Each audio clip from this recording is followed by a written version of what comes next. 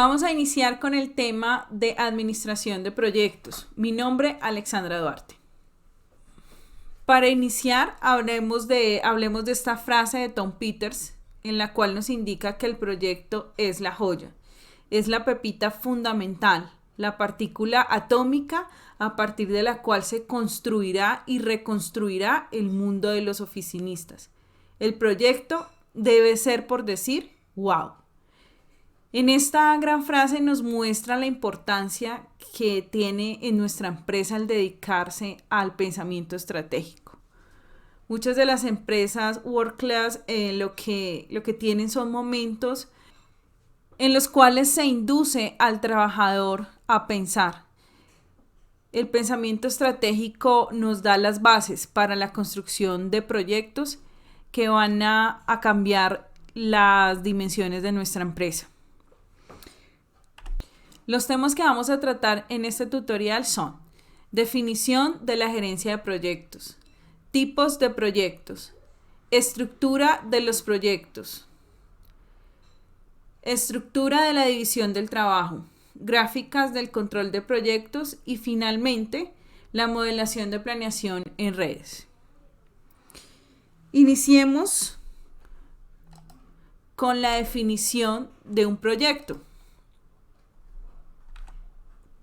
Un proyecto se define como una serie de tareas relacionadas que por lo general están dirigidas a la secuenciación de un resultado en un periodo de tiempo.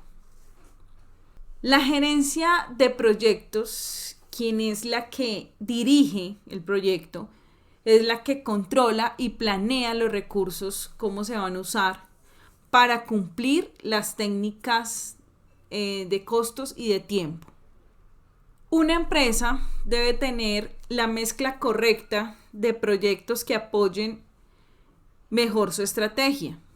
La compañía debe seleccionar los proyectos entre los cuales están los proyectos derivados, en los que los cambios son incrementales y generalmente son nuevos empaques de productos o versiones nuevas.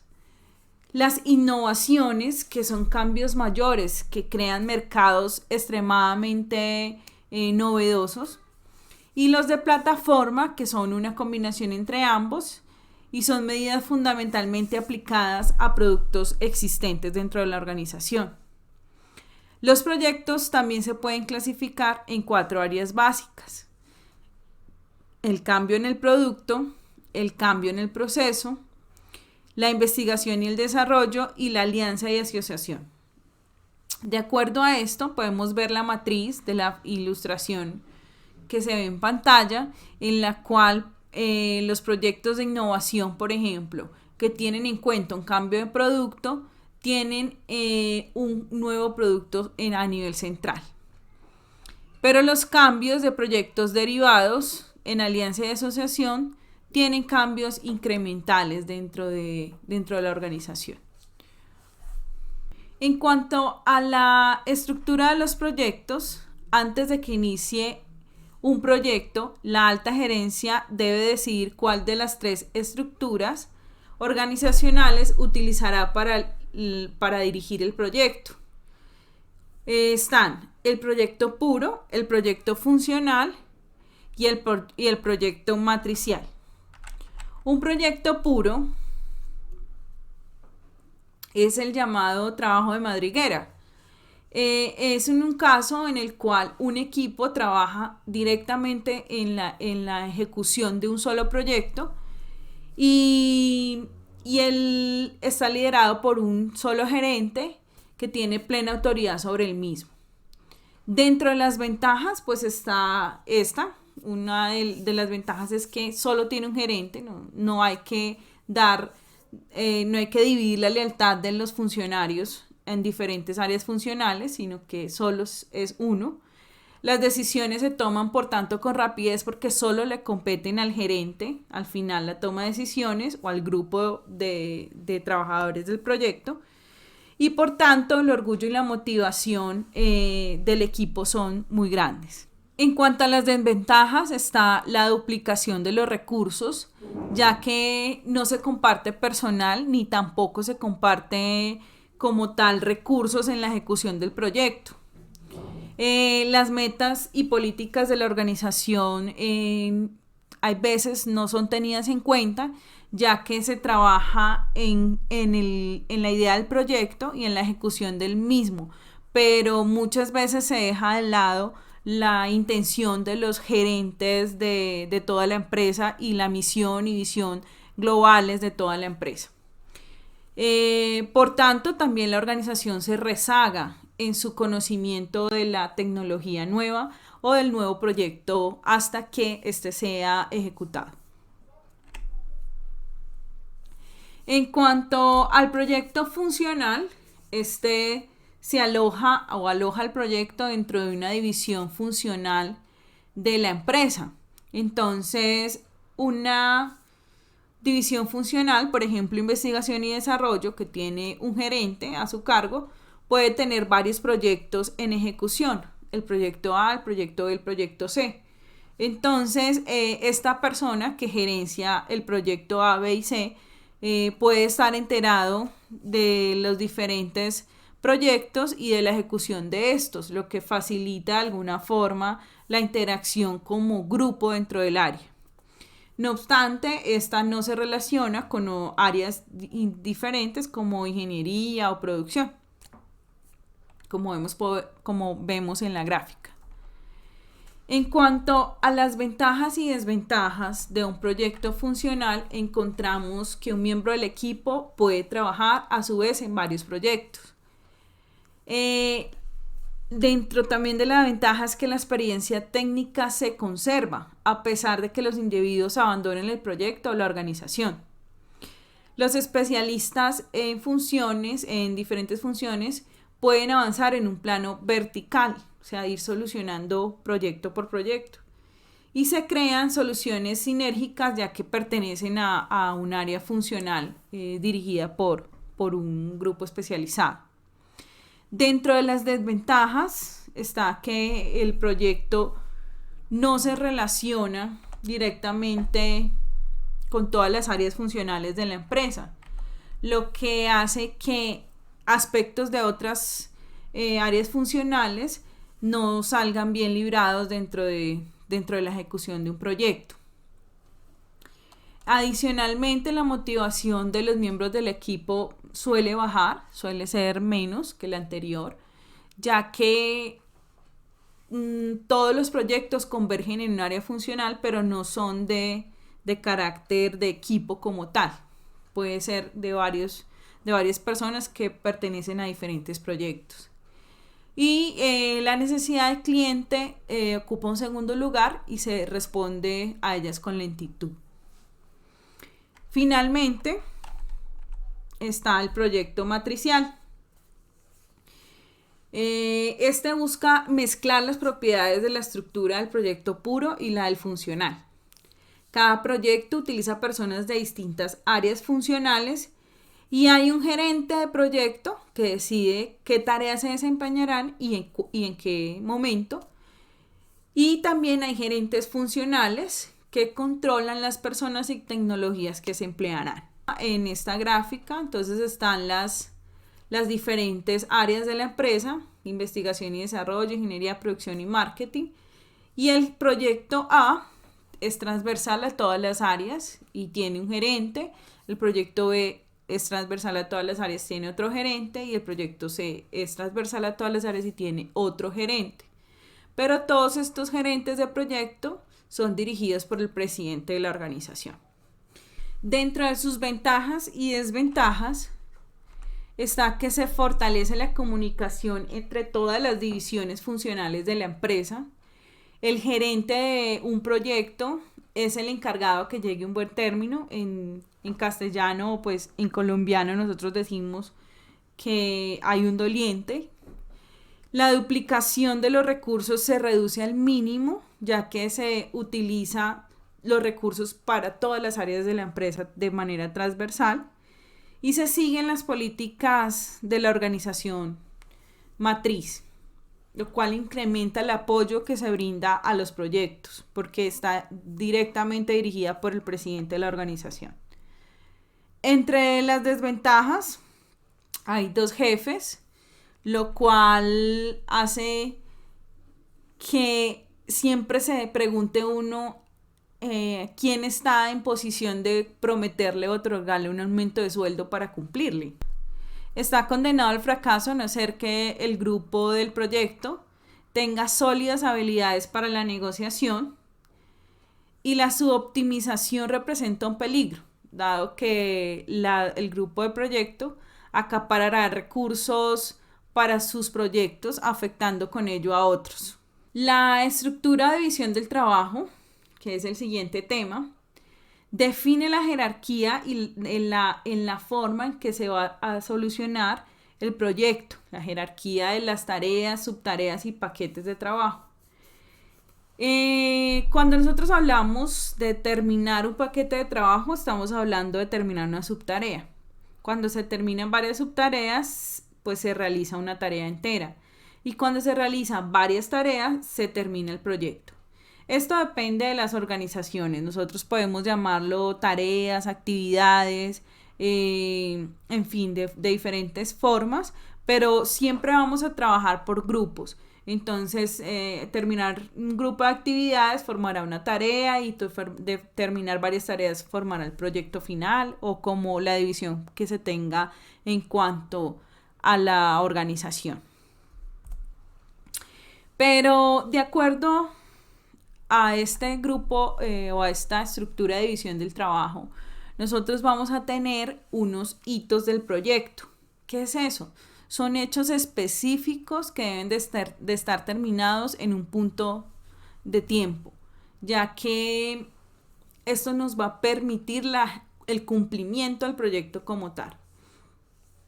Entonces, dentro de la estructura de división del trabajo, siempre hay que determinar esos hitos del proyecto, ya que nos van a determinar cuándo iniciar o cuándo seguir con otra tarea, o cuándo se puede iniciar la siguiente. Estos hitos del proyecto los vamos a ver más adelante al momento de realizar el control de proyectos o determinar cómo se pueden solucionar o ejecutar los proyectos. En el tema de control de proyectos hay una forma que es la forma gráfica. La forma gráfica tiene también diferentes métodos, entre ellos está la gráfica de Gantt, que es una de las más conocidas, en la cual en el eje Y se listan todas las actividades y en el eje X se listan todas las semanas. Entonces, de acuerdo a esto, se realiza la ejecución de cada una de las actividades, se cuenta por semanas y se determina la semana de inicio y de fin del proyecto.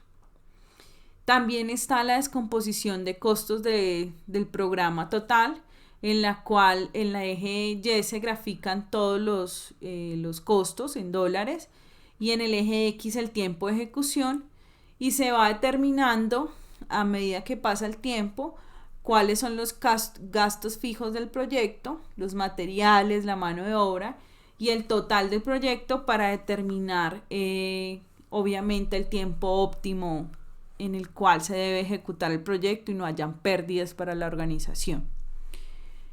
Vamos a ampliar sobre el tema de Gantt en esta página de YouTube,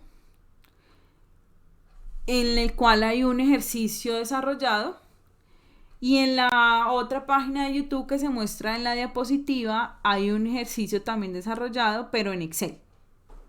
Otra forma de realizar la gráfica de control de proyectos es haciéndolo considerando la división de costos y horas laborables, de acuerdo a los costos que tiene la ejecución del proyecto, en cuanto a su producción, a las finanzas, a la ingeniería, a los gastos fijos y al personal que se requiera.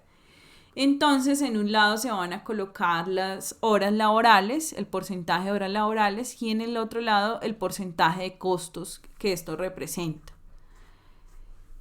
Bueno, otras gráficas como la de costos y desempeño, el total de costos del programa versus el tiempo, nos pueden ayudar a determinar la línea de rastreo de fechas y los costos del proyecto total, así como los tiempos en los que se debe de terminar el proyecto. Finalmente tenemos la gráfica de barras de hitos en la cual podemos ver esos puntos claves del proyecto que les mencionaba anteriormente, de acuerdo a las semanas de ejecución del proyecto, y en la cual vamos a marcar puntos específicos como orden de compra o facturaciones o material en el que se recibe material, etcétera, que nos van a ayudar con la ejecución del proyecto y que son momentos muy importantes para el proyecto en su ejecución.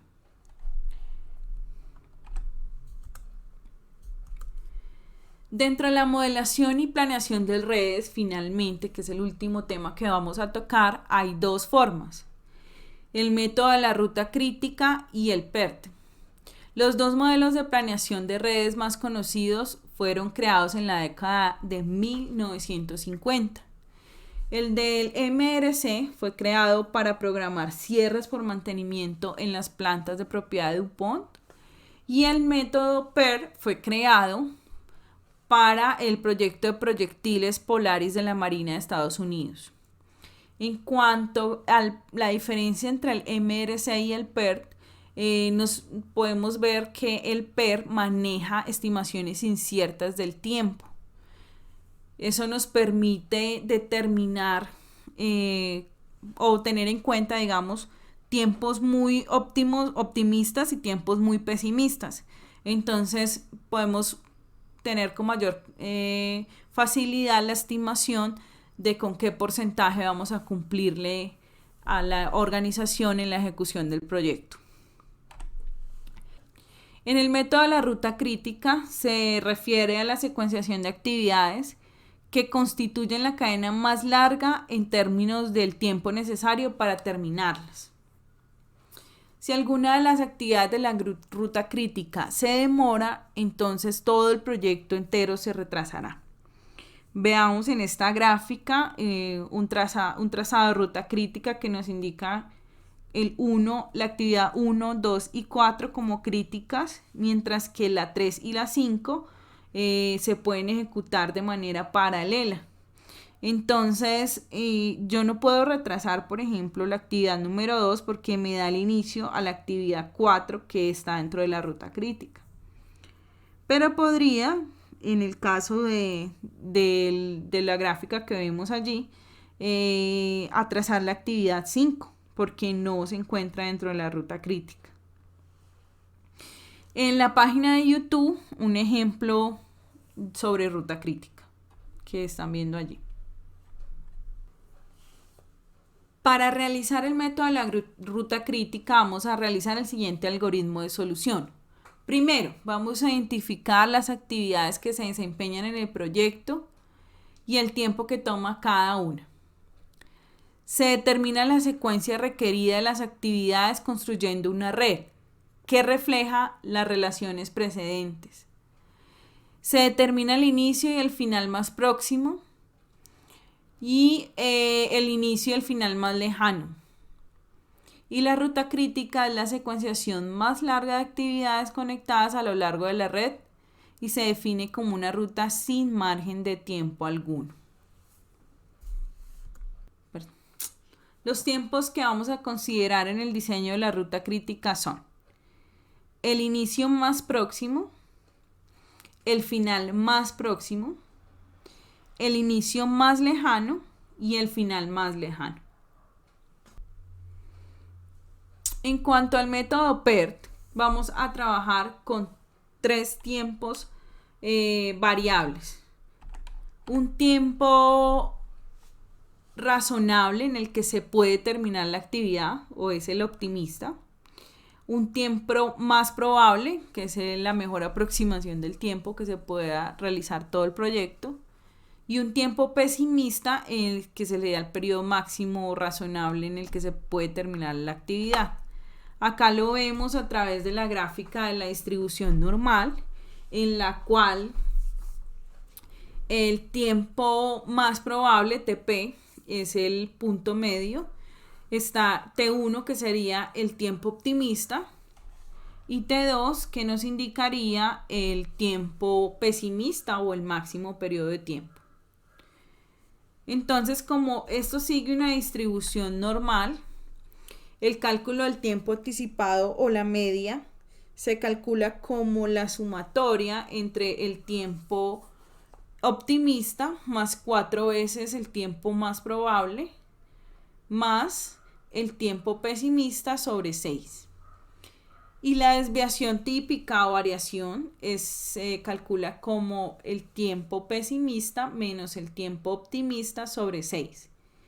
Y la probabilidad, que es lo que nos determina con qué certeza le puedo decir al gerente o al cliente en el que voy a terminar el proyecto, se define como Z y se determina como el tiempo de terminación deseada del proyecto menos el tiempo de terminación esperado, que sale por la técnica de RC, y el sigma o la desviación estándar al cuadrado, de acuerdo también a la ruta crítica. En cuanto al cálculo de la probabilidad, entonces con el Z que hallamos, la probabilidad de terminar el proyecto a través de la ecuación anterior, vamos a determinar a través de la distribución normal estándar o a través de las tablas pues, de estadística siguiendo una distribución normal estándar, la probabilidad de cumplimiento. Entonces, si Z nos daba, por ejemplo, 1.40, la probabilidad de cumplimiento es del 91,9%. Y así sucesivamente, si tenemos un Z calculado por la ecuación anterior, voy a devolver un momento la diapositiva por esta ecuación. Si tenemos un Z de 1.6, se busca entonces en la tabla de distribución normal estándar o también con la función en Excel que está acá señalada. Y ella nos va a determinar la probabilidad de ejecutar el proyecto. En cuanto al último, que es el modelo de tiempos y costos, se establece una relación entre el tiempo para terminar una actividad y el costo de un proyecto. Nosotros lo que queremos con estos modelos es acelerar o prolongar una actividad, ya que